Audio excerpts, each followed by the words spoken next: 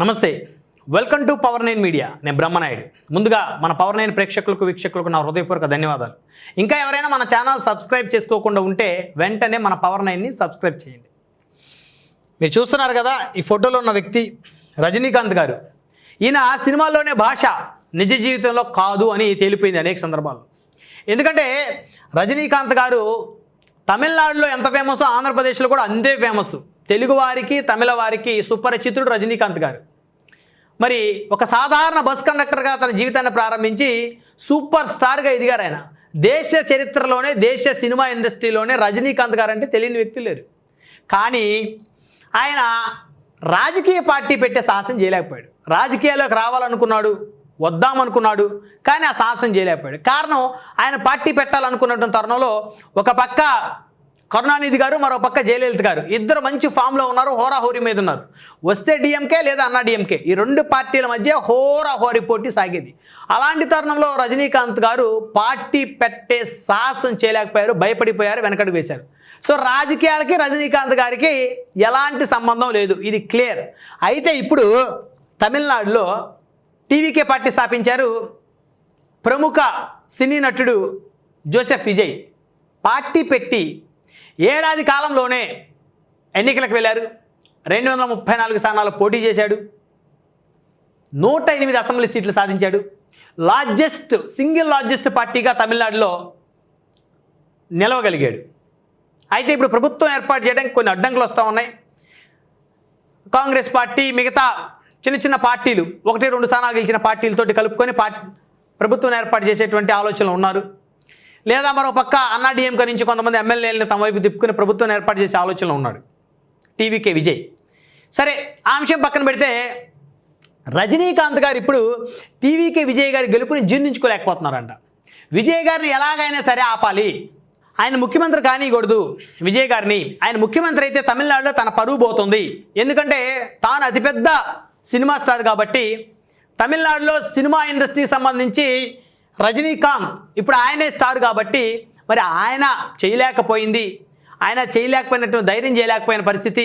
మరి అలాంటిది మరి కేవలం మరి 45-46 సంవత్సరాల వయసు ఉన్నటువంటి విజయ్ టీవీకే పార్టీని ఏర్పాటు చేసి ధైర్యంగా సింగిల్గా ఎన్నికలకు వెళ్ళి మరి ఈరోజు ప్రభుత్వాన్ని ఏర్పాటు చేసేదాకా వచ్చాడంటే మరి అతను ఉన్నటువంటి ఆ గట్స్, అతను ఉన్నటువంటి ఆ డైనమిజం, అతని యొక్క తెగింపు, అతని యొక్క సాహసం, ఇవన్నీ కూడా దేశం మొత్తం కూడా గుర్తించింది, గర్విస్తుంది. ఇక తమిళనాడు అంటే సినిమా అయినా రాజకీయాలైనా టీవీకే పార్టీ అధినేత విజయ్ అంటే తమిళనాడు అనేటువంటి రీతిలో ఎలివేషన్స్ దేశవ్యాప్తంగా ఆయనకు వస్తున్న పరిస్థితి.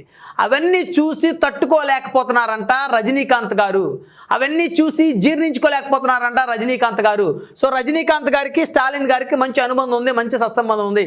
కానీ సినిమా ఇండస్ట్రీ నుంచి ఒక వ్యక్తి వచ్చి పార్టీ పెట్టి మీరు చేయలేనటువంటి పోరాటం, మీరు చేయలేనటువంటి ధైర్యం, మీరు వేయలేనటువంటి అడుగు మీ ఇండస్ట్రీ నుంచి ఒక యువకుడు, ఒక కుర్రవాడు వేసి ప్రభుత్వాన్ని ఏర్పాటు చేసేదాకా వెళ్తే మీరు ఆ కుర్రవాడికి రాజకీయాల్లో తనకు ఓటు వేయాలి కదా, తన కోసం ప్రచారం చేయాలి కదా, తన వెంట నడవాలి కదా అనేటువంటి చర్చలు ఇప్పుడు వస్తూ ఉన్నటువంటి పరిస్థితి. ఎగ్జాక్ట్లీ ఇదే అంశాన్ని మనం ఆంధ్రప్రదేశ్ రాజకీయాలు కంపేర్ చేస్తే చిరంజీవి గారు, రజనీకాంత్ గారు ఎలాంటి నటుడో చిరంజీవి గారు కూడా అలాంటి నటులే. ఉమ్మడి ఆంధ్రప్రదేశ్లో మెగాస్టార్ చిరంజీవి అంటే ఒక శిఖరం, అసలు అందులో డౌట్ లేదు. వ్యక్తిత్వంలోని శిఖరమే, సినిమా ఇండస్ట్రీలోని శిఖరమే.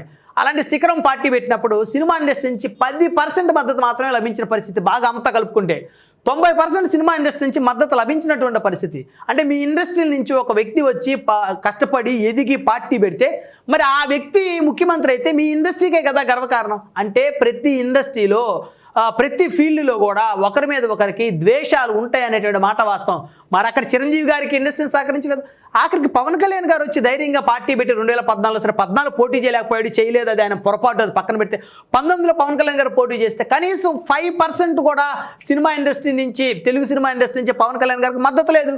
వచ్చి ఆయనకు ప్రచారం చేయాలని కానీ, ఆయన గెలవాలని కానీ కోరుకున్న వ్యక్తులు లేరు. సరే, ఆయన అడగలేదా వేరే విషయం. ఇప్పుడు మద్దతు ఇస్తామని ఎవరైనా వస్తే ఎవరు కూడా కాదనే పరిస్థితి ఉండదు. సేమ్ ఇక్కడ కూడా అంతే, తమిళనాడులో కూడా అంతే. టీవీకే విజయ్ ధైర్యం చేసి ముందడుగు వేసే పార్టీ పెట్టినప్పుడు రజనీకాంత్ గారు కూడా ఖచ్చితంగా వారికి మద్దతు ఇవ్వాలి. రజనీకాంత్ గారు కూడా ఖచ్చితంగా టీవీకే పార్టీ అధినేత విజయ్కి సహకరించాలి, సపోర్ట్ చేయాలి. కానీ రజనీకాంత్ గారు సపోర్ట్ చెయ్యటం లేదనేటువంటి వాదన బలంగా వినపడుతోంది. రజనీకాంత్ గారు టీవీకే పార్టీ అధినేత విజయ్కి సపోర్ట్ చేయకపోగా విజయ్ ఎలాగైనా ప్రభుత్వాన్ని ఏర్పాటు చేయకూడదనే ఉద్దేశంలో ఆయన డిఎంకే అధినేత స్టాలిన్ గారితో సత్సంబంధాలు నెలకొల్పుతున్నట్లు, వారితో ఏదో మాట్లాడుతున్నట్టు, మంతనాలు జరుపుతున్నట్టు రకరకాల చర్చలు కూడా తెర మీదకి వస్తూ ఉన్నాయి. అయితే ఏది నిజం ఏది అబద్ధం అనే అంశం పక్కన పెడితే ఆయన అయితే టీవీకే పార్టీకి సపోర్ట్ చేయలేదు, టీవీకేకి విజయ్కి ఓటు వేయలేదు, విజయ్ గెలవాలని ఆయన కోరుకోలేదు. ఆయన ఖచ్చితంగా స్టాలిన్ గారికి ఒక మిత్రుడిగా ఉన్నాడు, స్టాలినే గెలవాలని కోరుకున్నాడు. కానీ ఆయన ఏడీఎంకే కానీ లేకపోతే టీవీకే పార్టీ కానీ రజనీకాంత్ గారు అయితే సపోర్ట్ చేయలేదు. నిజంగా ఇది చాలా బాధాకరమైన అంశం. మరి ఒకప్పుడు ఎన్టీ రామారావు గారు పార్టీ పెడితే 1983లో ఎన్నికలకు వెళ్ళి పోటీ చేస్తే సినిమా ఇండస్ట్రీ 100% ఎన్టీ రామారావు గారికి బేషరతుగా మద్దతు తెలిపింది. ఎవరో ఒకరిద్దరు తప్పించి, కృష్ణ గారు లాంటి అప్పటికే వారు కాంగ్రెస్తో ఉన్నారు కాబట్టి వాళ్ళు ఒకరిద్దరు తప్పించి రిమైనింగ్ ఇండస్ట్రీ మొత్తం ఎన్టీ రామారావు గారు వెనక నడిచింది. కాబట్టి అప్పట్లో కాంగ్రెస్ పార్టీ కూడా మరి ఏకఛత్రాధిపత్యం వస్తుంది కాబట్టి ప్రజలందరూ కూడా రామారావు గారికి ఓటేశారు. కానీ 2019 ప్రజారాజ్యం పరిస్థితులు వేరు, 2019 జనసేన పార్టీ పరిస్థితులు వేరు, 2009 ప్రజారాజ్యం వేరు. సో ఇక్కడ కూడా చూస్తే ఈయన పార్టీ పెట్టాలనుకున్నారు, పెట్టలేకపోయారు. ఈయన ధైర్యం చేయాలనుకున్నారు, చేయలేకపోయారు, వర్కౌట్ అవ్వలేదు. కానీ ఈయన ఇండస్ట్రీ నుంచి ఒక వ్యక్తి వచ్చినప్పుడు సపోర్ట్ చేయకుండా ఉండటం ఏదైతే ఉందో అది ఖచ్చితంగా క్షమించరాని నేరంగా పరిగణించవచ్చు.